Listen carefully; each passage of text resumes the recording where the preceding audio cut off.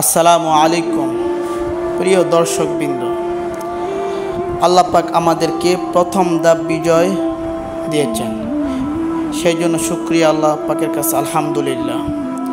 প্রিয় বন্ধুগণ, এই দেশ তো আমাদের, ঠিক না? এই দেশের সম্পদ কার?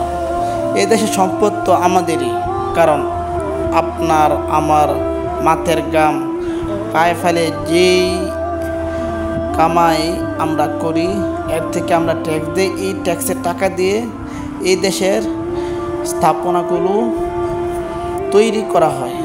যদি আমরা অতি উৎসাহীভাবে এই দেশের স্থাপনাগুলো ধ্বংস করে দিই, তাহলে কী লাভ হলো বলেন আপনারা?